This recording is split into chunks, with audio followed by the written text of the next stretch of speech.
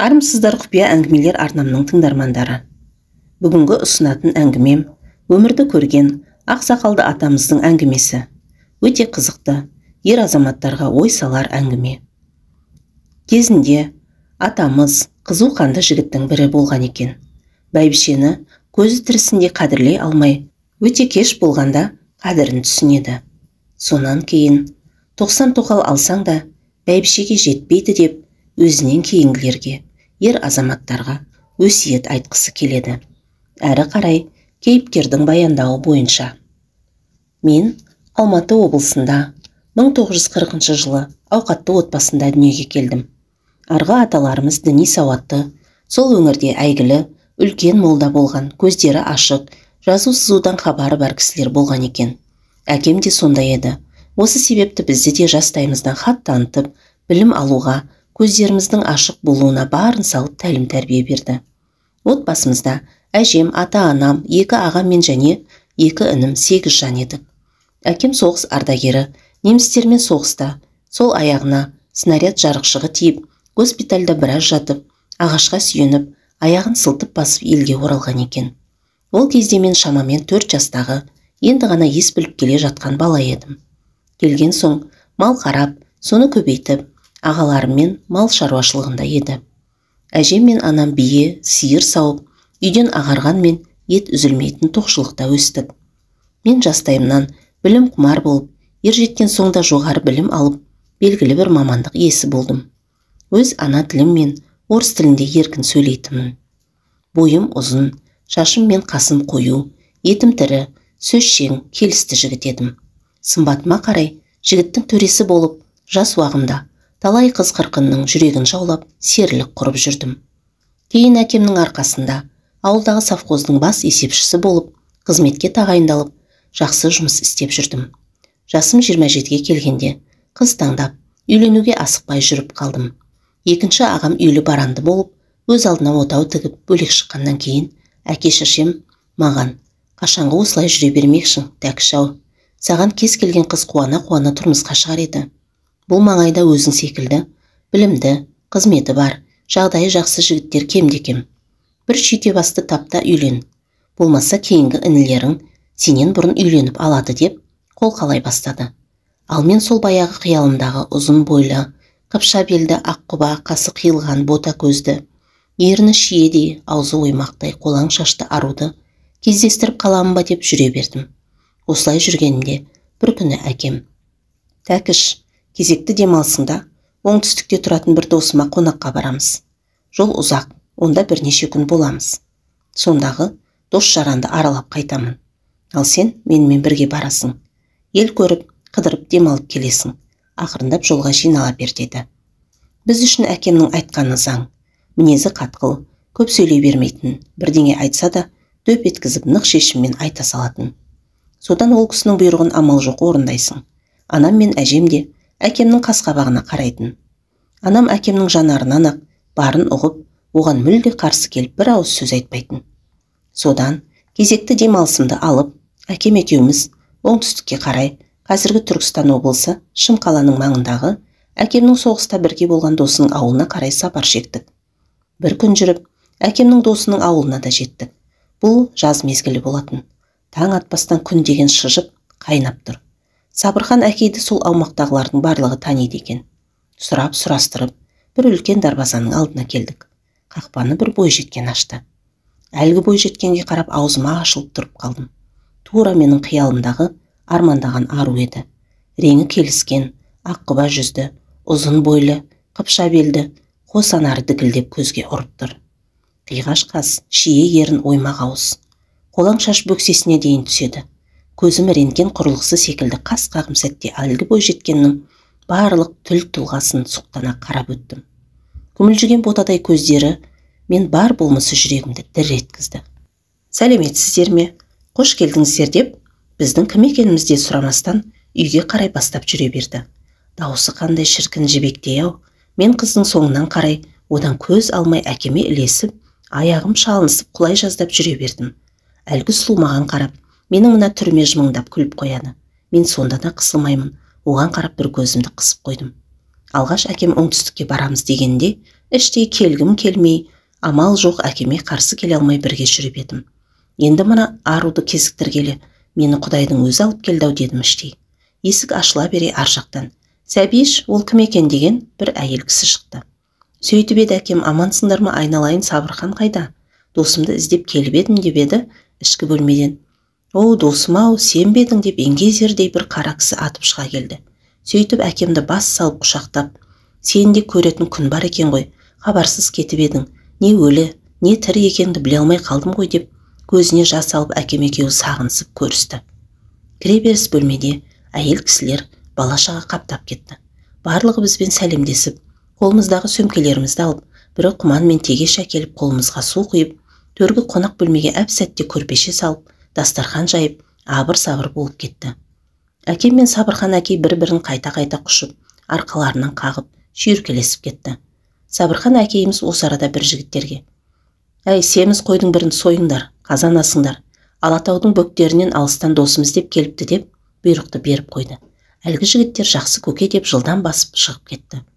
Терезеден сыртқа қарасам, аула ішінде 2-3 әйел бойжеткен қыздар арасында сыңғырлап күліп, бізді қарсы алған әлгі сұлу да жүр. Ішімнен бұл үйде қанша адам тұрады екен өз деп қоямын. Әлде туыстары ма екен? Әлгі бойжеткен кім болды екен? Жұмбақ бойжеткен осы үйдің қызы ма екен деп бар ойым әлгі қызда еді. Әне-міне дегенше әкейдің осы жердегі біраз туыстары мен құрдастары, бір-екі көршілер жиналып, дастархан басында адам қарасы көбейіп қалды. Барлығы әкеммен амандасып, хал-жағдай сұрасып жатыр. Сабырхан әкей, әкем жайлы екеуінің соғыстағы ерліктері жайлы аңыз әңгімелерінің арқасында әкемді сырттай мұндағылардың барлығы біледі екен. Молдаш досы келді дегенді естіп, әкемді көріп амандаса кетейік деп келген екен. Сөйтіп 1-2 сағатта алдымызға ыстық бауырсақ пен қуырдақ та келді. Осы жерде әкем біраз сөз сөйлеп мені барлығына таныстырып өтті.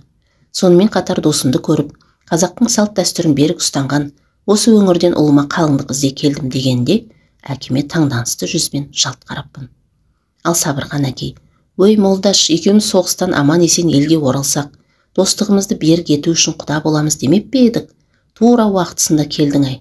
Бойжетіп отырған қыздарым баршылық, арты той қоласын» деп әкемді қолпаштай кетті. Менің ойым сансаққа кетті. Әкемнің іштей маған қатысты өзінің жоспары болған екен ғой. Мені босқа ертіп келмеген екен ғой. Дегенмен әлгі сұлуды жар етіп беретін болса, қарсы болмас едім деп, іштей көңілім бір толқып, терезеден аулаға қарап, қиялымдағы аруды, болашақ жарынды іздеп қарағыштай бердім. Жұмбақ қыз не де болса осы үйдің қызы болар деп, көкейімде белгісіз бір қуанышты сезім кернеп, үміт сәулесі жарқ ете қалды. Түскі ас ішіліп болған соң, келген адамдар тарқасып, адам аяғы да басылып қалды. Сабырхан әкей, мен барлығымыз аяқ жазып Тоқбасарға сыртқа шықтық. Әкейдің ауласы кең екен. Бір аулада осы үлкен үйдің арғы жағында және 3 үй орналасқан екен. Бау-бақшасы да жайқалып тұр. Үйдің жанында бөлек қоршалған ұзыннан ұзақ мал қора салыныпты. Ол жаққа кіретін дарбазасы да бөлек екен. Есік алдында жүзім-жемісі қайырыла өсіп тұр. Астында биік тапшаны бар. Жанынан арықтың суы сылдырлап ағып жатыр. Әкей осының барлығын аралатып таныстырып болған соң, тапшанға көрпеше салғызып, жүзімнің көлеңкесінде жантайып жатып, әкем екеуі әңгімеге кірісіп кетті. Мен мына ыстықтан терлеп тепшіп мазасызданып отыр едім. Әкей маған қарап: «Тәкіш балам, жуынғың келсе бақша жақта душ бар» деді. «Сәбира» деп айқайлап, әлгі жұмбақ қызды шақыра бастады. Көп күттірмей сұлу қызда жүгіре басып дереу жанымызға келіп, «Ау әке» дегенде, іштей қыз екен ғой деп жаным жайланып қалғандай болды. Сәбираның екі беті алаулап, көзінің қырымен жымиып маған қарап қояды. Оны көрген сайын жүрегім дүрсілдеп, кеудеме сыймай кеткендей. Бір кезде Сабырхан әкей: «Мына тәкішке орамал беріп душты көрсетіп жіберші» дегенде, өз сөмкемде қажетті заттарымның барлығы бар. Өзім барып алайын деп орнымнан тұрдым. Сәбира үйге қарай жол бастап: «Сөмкеңіз қонақ бөлмеде, жүріңіз» деп алдыма түсті. Мен артынан ілесіп келе жатып, оның бөксесіне көзім түсіп, бұраңдап бара жатқан бұрымына қарап қалдым. Ыстық самалмен одан аңқыған жұпар иісі құшарлана иіскегім келді. Қаншама қыз қырқынды көрсем де, мына Сәбирашқа ерекше көңілім ауып, ғашық болдым десем де болады.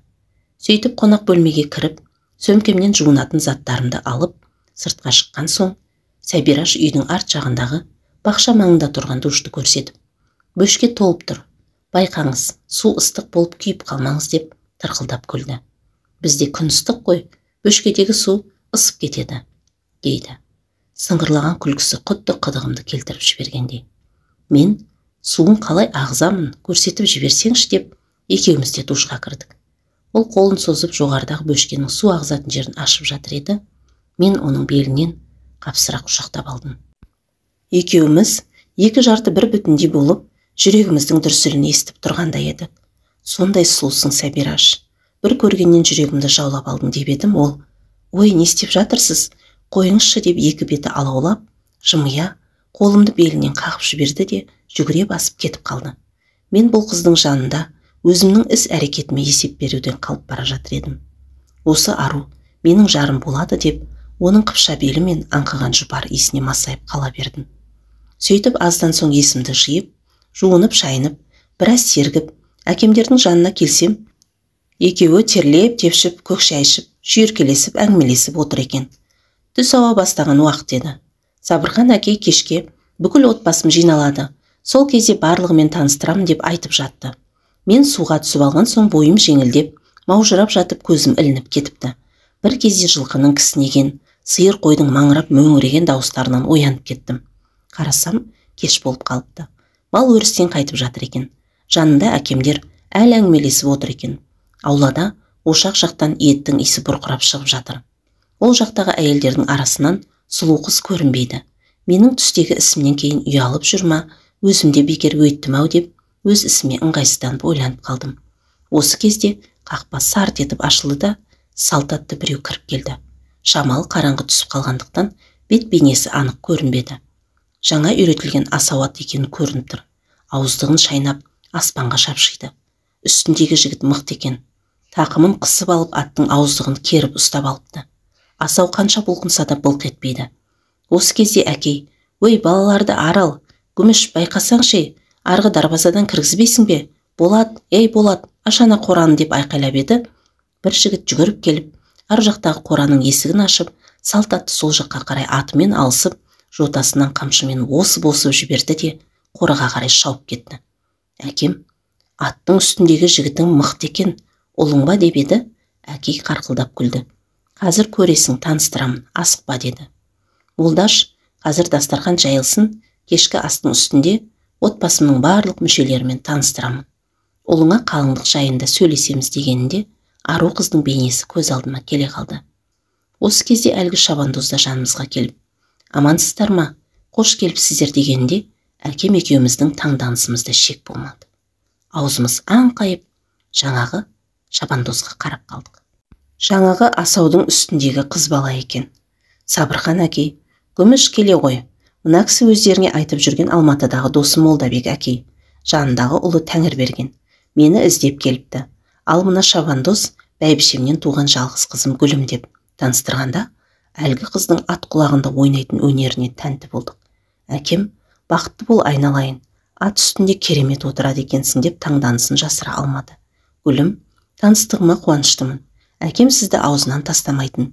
Келгеніңіз қандай жақсы болған деді де, әкемен жуынып киімімді ауыстырып келейін деп, орнынан тұрып кетті. Бет жүзін анық көре алмасам да, сұлбасынан бойшаң, етжеңді қыз екенін байқап қалдым. Осы кезде бұл қыз бәйбішенің жалғыз қызы болса, Сәбираши деген ой басыма сап ете қалды. Бұл сұрақтың күрмеуіне оранып, ойланып кетіппін.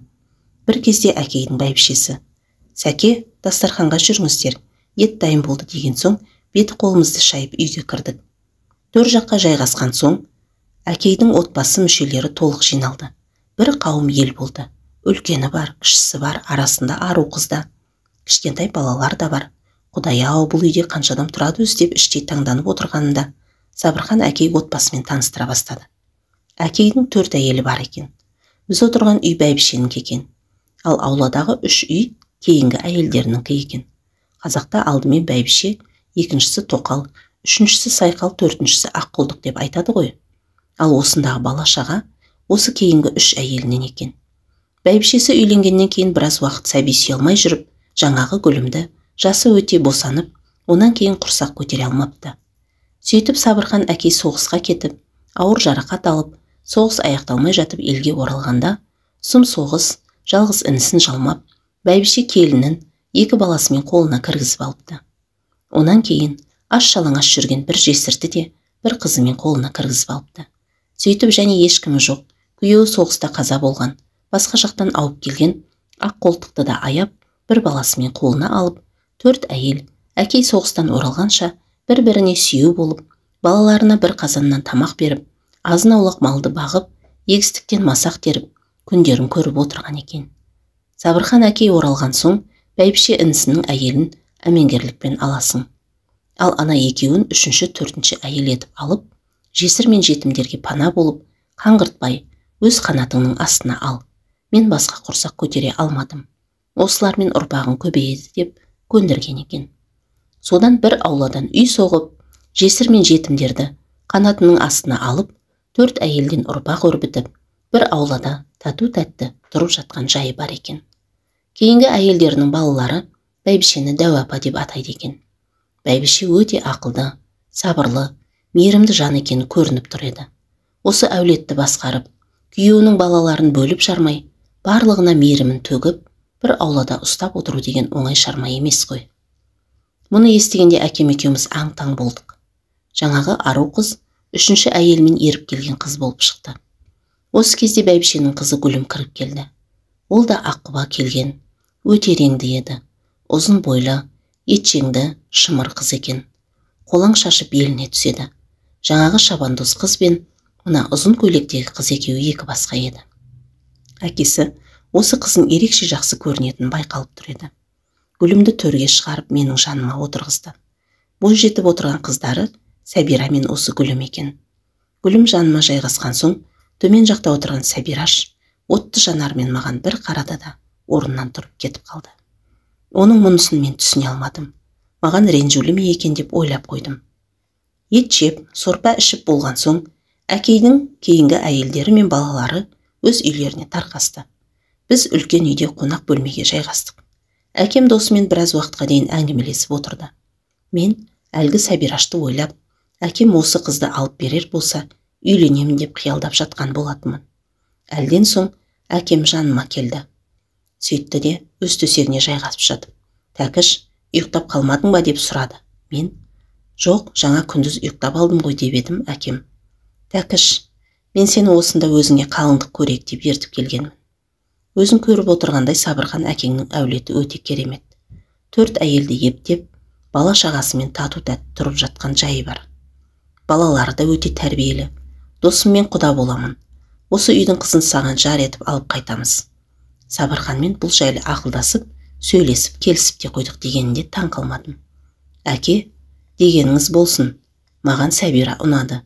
Мен қарсы емеспін» дей бергенде әкем, «Сәбирасы әлгі 3-ші әйелмен еріп келген қыз ба? Ол Сабырханның тұқымы емес қой. Ол тек сізді қайтесің?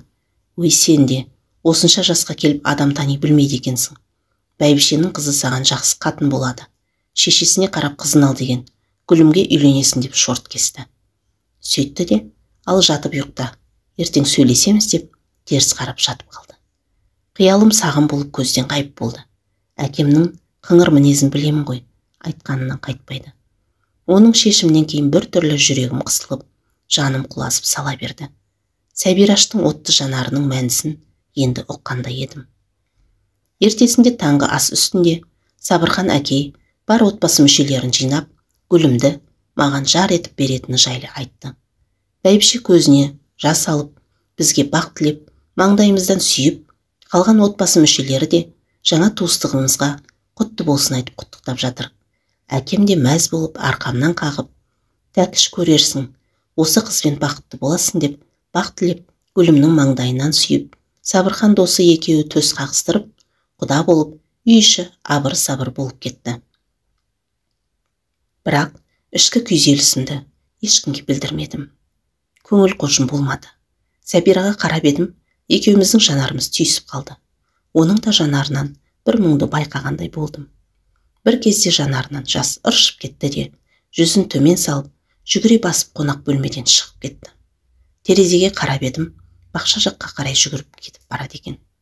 Артынан барғым келіп қозғала бергенім сол еді, әкем жеңімнен тартып қалды. Сөйтсем көзі қырағы әкем мұның барлығын байқап тұр екен ғой. Қош, сонымен Гүліммен атастырылып, әкем болашақ келініне арнап әкелген сыйын бәйбішеге ұсынып жатты. Әкем болашақты алыстан көздейтін адам ғой. Осында мені үйлендіріп алып кетемін деген нық шешіммен, дайындықпен келген екен ғой. Демек, мұнан әжем мен анамның да хабары бар. Сый кәделерін қалыңмалына дейін даярлап, әкеме беріп жіберген екен. Әкем алғашқы жөн жоралғысының барлығын жасады. Сөйтіп ертесінде Гүлімнің өлтірісін беретін болып, отбасы ақылдасып, барлығын жоспарлай бастады.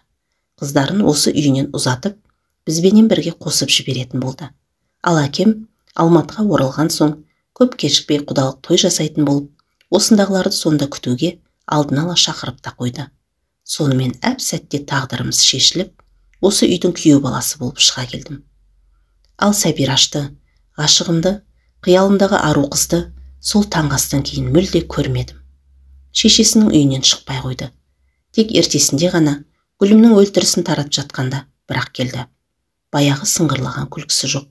Апалары, Сәбиш әпкесін қимай көңіл қошы жоқ болып жүр деп қояды. Шынымен солай ма, ол жағын біле алмадым.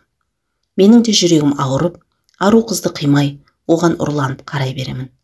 Бір кем дүние ай. Осынша жыл қиялдаған аруымды кезіктірдім ба дегенімде, тағдырдың жазған ай. Амал қанша? Әкеме қарсы келуге, тағдырға қарсы келуге батылдығым жетпеді.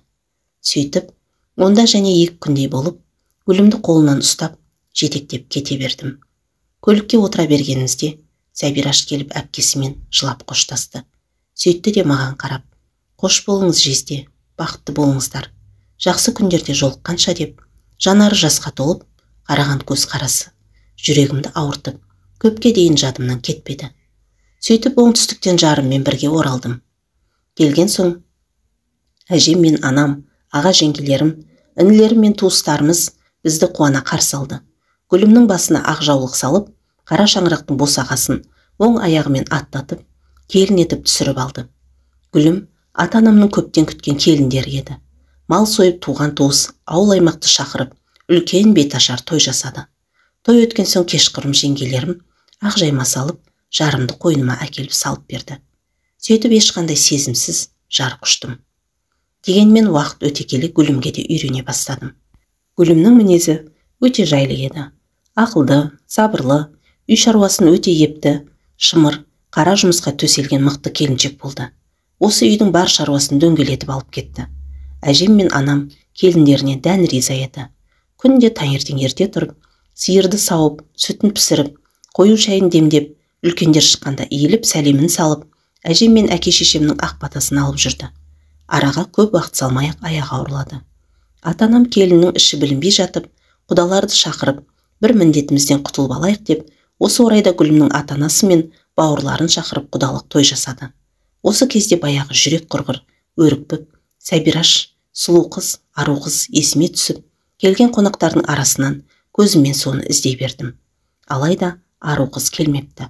Сөйтсем Гүлімнің артынша әкесі құда түсіп келген бір кісілерге ұзатып жіберіпті. Содан ару қыз өзгенің құшағында біреудің жары атанып кете барған екен ғой. Мұны естігенде көңілім құлазып, соңғы сәттегі Сәбираштың жанары жасқа шыланып, қош деген сәті көз алдыма келе берді. Тағдырыма налей алмаймын. Құдалық өткен соң баяғыдай өмірім жалғаса берді. Көп ұзамай тұңғыш ұлым дүниеге келді. Әке атанып, бойымды бір керемет сезім биледі. Бір уыс болған ұлымды қолыма алғанда, еріксіз көзіме жас келді. Бір тамшыдан ғана жаратылған, өзіңнен шыққан тұқымыңды, тұяғыңды, артыңда ізіңді жалғастырар ұрпағыңның жұпар иісін сезу деген қандай ғанибет еді. Үйдегілер де немерелерін қолға алып қуанып жүр. Әкем мені ерекше жақсы көретін еді. Тәкіштеп, өзге аға інілеріме қарағанда маған қатты сөйлей бермейтін. Осылай өмір сырғып өте берді. Гүлім екінші ұлыма аяғы ауырлағанда, әжем кәріліктен, дам тұзы таусылып, бақилық болды. Жаратқанның пешенемізге қанша ғұмыр жазғанын білмейміз ғой. Әжемізді арулап, соңғы сапарына шығарып салдық. Әкеме анасының қазасы қатты батып, бірнеше күн жатып қалды. Тек уақыт өте келе ғана қайта қалпына түсе бастады. Тірі адам тіршілігін жасайды демекші, уақыт бір орында тұрмай, баяу сырғып өмір жалғасып жатты. Екінші ұлым дүниеге келді. Осылай Гүлім Араға 1-2 жыл салып, бірінен кейін бірін босанып жатты. Мен баяғы жұмысымды істеп жүрдім. Әке-шешем үйде, немерелерін қолдарына алып, бірін жетектеп, солардың қызығын тамашалап жүріп жатты. 2 інім де үйленіп үйлі-жайлы болды. Кейінірек жұмысым жоғарылап, сауда-саттық жағына қарай ауыстым. Іс-сапармен көршілес елдерге шығатын болдым. Ата-анаммен бала-шағадан жырақтау шығып, бостандықты сезіне бастадым. Жасым 40-қа таяған уақытта көңіл шіркін, ала бұртып, жас иіс аңсайды екен.